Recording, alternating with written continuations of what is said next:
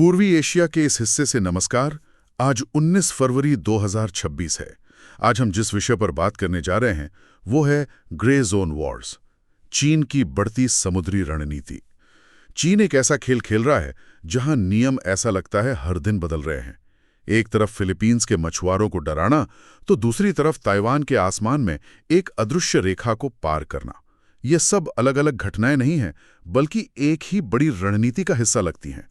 आज हम इसी की परतें खोलेंगे। इस गहरी पड़ताल में हमारी मदद कर रहा है प्रोवेव एआई, पावरिंग इंटेलिजेंस। और ये सारी जानकारी हमारे लिए तैयार की है स्टाइलो न्यूज़ ने, जो एक एआई संचालित समाचार एप्लीकेशन है।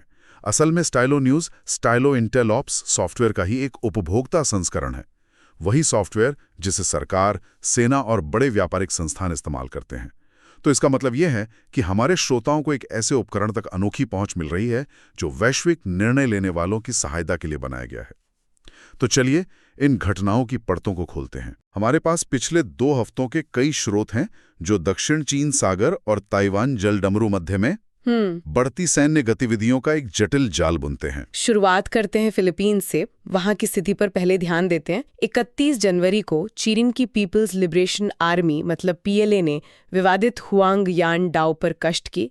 इसे स्कारबोरो शोल भी कहा जाता है। हाँ, और ये गश्त फिलीपींस द्वारा उसी क्षेत्र में एक सैन्य अभ्यास क्षेत्र घोषित करने के ठीक बाद की गई एक सीधा जवाब था ये। अच्छा। और यहाँ जो बात ध्यान देने वाली है वो ये है कि यह सिर्फ एक नियमित गश्त नहीं थी। तो इसमें क्या खास था? इसमें H-6 के बॉम्बर शामिल थे। H-6 के? जी, ये लंबी दूरी तक मार करने वाले बॉम्बर हैं जो YJ-12 एंटी-शिप मिसाइलों से लैस थे। मतलब ये सिर्फ अपनी मौजूदगी जताना नहीं था? बिल्कुल नहीं। ये चीन द्वारा अपनी संप्रभुता का एक बहुत मजबूत दावा था और फिलीपींस के दावों को अवैध बताकर खारिज करने का एक साफ संकेत।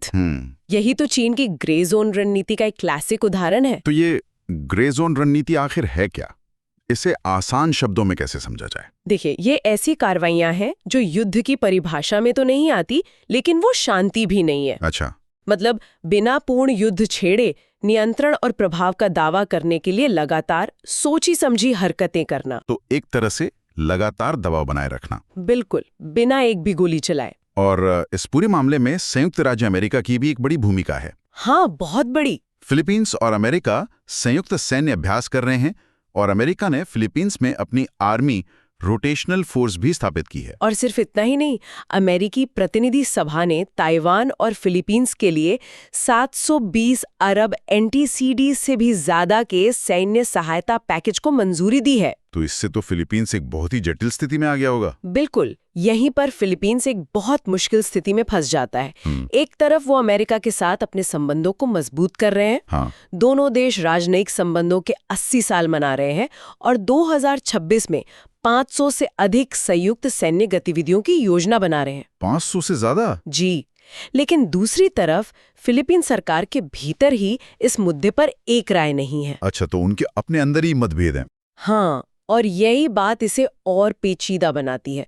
विदेश मंत्रालय चीन के साथ कूटनीतिक समाधान का आग्रह कर रहा है।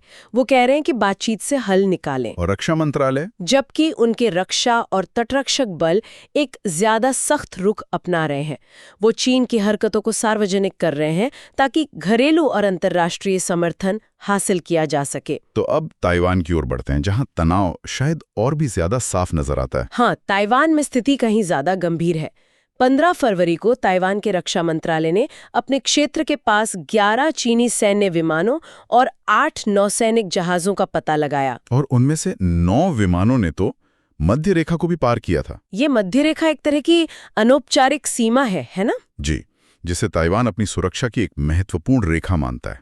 और ये कोई एक दिन की बात तो है नहीं। बिल्कुल नहीं। अगर हम बड़ी तस्वीर को देखें तो पिछले 5 सालों में चीनी सैन्य घुसपैठ लगभग 15 गुना बढ़ गई है। 15 गुना? ये तो बहुत चौंकाने वाला आंकड़ा है। हाँ, इसका मतलब ये है कि जो पहले कभी कभार होने वाली घटना थी, अब वो लगभग रोज की बात बन गई है। तो क्या ये ताइवान की सेना को थकाने की एक रणनीति है? ये शारीरिक और मनोवैज्ञानिक दोनों तरह से थकाने की रणनीति है। चीन जस्टिस मिशन 2025 जैसे अभ्यास कर रहा है जो ताइवान के पास तीव्र अभ्यासों का अनुकरण करते हैं। इसमें इलेक्ट्रॉनिक युद्ध तकनीकें भी शामिल हैं? जैसे मिसाइलों को जाम करना? हाँ बिल्कुल, और इसी को सलामी स्लाइसिंग रणनीति भी कहा गया है। सलामी स्लाइसिंग मतलब यथास्थिति को धीरे धीरे बदलने के लिए छोटी छोटी वृद्धिशील कार्रवाइयां करना। हाँ। हर एक हरकत अपने आप में इतनी छोटी होती है कि उस पर सैन्य जवाब देना मुश्किल लगे, लेकिन जब आप इन सब को एक साथ देखते हैं तो पता चलता है कि जमीन पर हकीकत ही बदल दी गई है। दिलचस्प।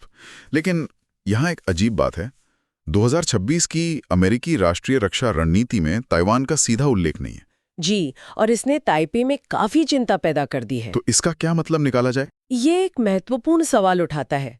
शायद ये सहयोगियों को अपनी रक्षा के लिए अधिक जिम्मेदारी लेने की दिशा में एक बदलाव का संकेत है। या फिर कुछ और? या ये भी हो सकता है कि अमेरिका चीन के साथ बातचीत में लचीलापन बनाए रखना चाहता हो, एक तरह की रणनीतिक अस्पष्टता। लेकिन ताइवान के राष्ट्रपति लाई चिंग-ते ने चेतावनी दी है। हाँ, उन्होंने कहा है कि यदि ताइवान पर कब्जा हो जाता है तो जापान और फिलीपींस अगले निशाने पर होंगे। इससे ताइवान की रणनीतिक अहमियत का पता चलता है। बिल्कुल। और इस सब के जवाब में ताइवान खुद क्या कर रहा है? ताइवान अपनी तैयारी बढ़ा रहा है।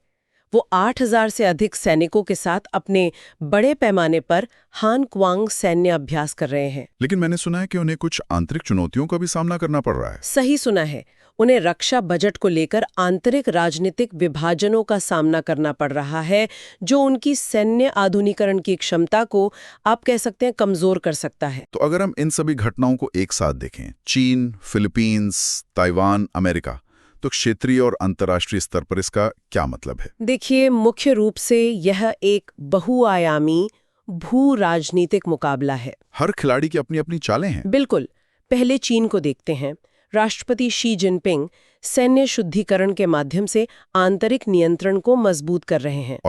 और बाहर अपनी संप्रभुता का दावा करने के लिए ग्रे जोन रणनीति का उपयोग कर रहे हैं। एक और बहुत महत्वपूर्ण बात है, उन्होंने स्प्रैटली द्वीप समूह में फायरी क्रॉस रीफ पर पीएलए की साइबर स्पेस फोर्स की तैनाती की भी पुष्टि की है। इसका मतलब अब उनके पास विवादित क्षेत्र से ही साइबर युद्ध करने की क्षमता है। जी, यह उनकी बढ़ती साइबर युद्ध क्षमताओं को दर्शाता है। और संयुक्त राज्य अमेरिका क्या कर रहा है?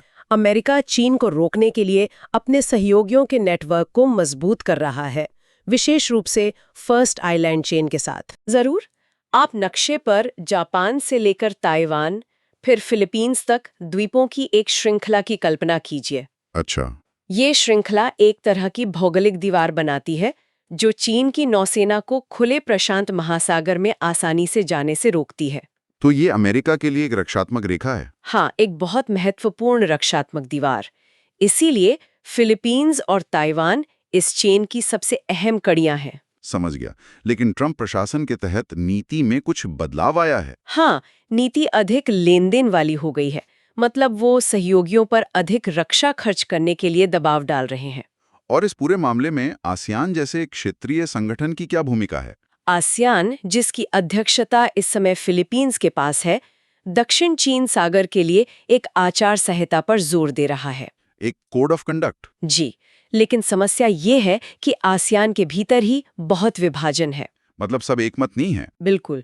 कुछ देश चीन पर आर्थिक रूप से इतने निर्भर हैं कि वो कड़ा रुख नहीं अपना सकते। इससे आसियान की प्रभावशीलता में बाधा आती है। और जापान और ऑस्ट्रेलिया जैसे देश, वो चीन का मुकाबला करने के लिए अपना रक्षा खर्च और आपसी सहयोग दोनों बढ़ा रहे हैं। तो आगे क्या होने की संभावना है? वो कौन सी बड़ी घटनाएं हैं जिन पर हमारे श्रोताओं को नजर रखनी चाहिए? मेरे हिसाब से 4 मुख्य घटनाक्रम है जिन पर नजर रखनी चाहिए। पहला, अप्रैल 2026 में होने वाला ट्रंप शी शिखर सम्मेलन। ये अमेरिका चीन संबंधों की दिशा तय करेगा। दूसरा, दक्षिण चीन सागर आचार संहिता पर चल रही बातचीत। क्या इसमें कोई ठोस प्रगति होती है, ये देखना होगा। और तीसरा, ताइवान के रक्षा बजट पर बहस। इससे उनकी आत्मरक्षा की प्रतिबद्धता का पता चलेगा। और आखिर में, और शायद सबसे महत्वपूर्ण, पीएलए द्वारा निरंतर ग्रे जोन गतिविधियां। उनकी आवृत्ति और तीव्रता पर नजर रखना। हाँ, उनकी आवृत्ति और तीव्रता पर नजर रखना बहुत महत्वपूर्ण होगा। आज की बातचीत को समाप्त करने से पहले एक विचारणीय बिंदु। हमने चीन के सैन्य और साइबर विस्तार पर चर्चा की, लेकिन स्रोतों में एक महत्वपूर्ण कमजोरी का भी उल्लेख है। और वो क्या है? पानी के नीचे विमान पुनर्प्राप्ति में पीएलए नौसेना की कमी। अच्छा, ये तो एक दिलचस्प बात है। जरा सोचिए, जैसे जैसे चीन अपने उन्नत विमान वाहक पोत जैसे कि फुजियान को अपने तटों से दूर तैनात करता है, अगर एक उच्च तकनीकी जेट दुर्घटनाग्रस्त हो जाता है और चीन उसे किसी प्रतिद्वंदी शक्ति से पहले नहीं निकाल पाता, तो इसके रणनीतिक निहितार्थ क्या होंगे? ये सिर्फ एक विमान खोने के बारे में नहीं है। ये एक उच्च दांव वाले भू राजनीतिक खेल में अत्याधुनिक रहस्यों को खोने के बारे में है। ये गहन विश्लेषण आपको स्टाइलो न्यूज़ द्वारा प्रदान किया गया था।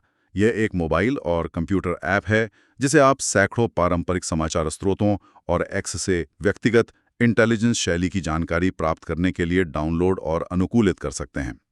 अपनी खुद की इंटेलिजेंस ब्रीफिंग के लिए www.stylonews.com पर जाकर स्टाइलो न्यूज़ को सब्सक्राइब करें। आज की इस गहन चर्चा में शामिल होने के लिए धन्यवाद।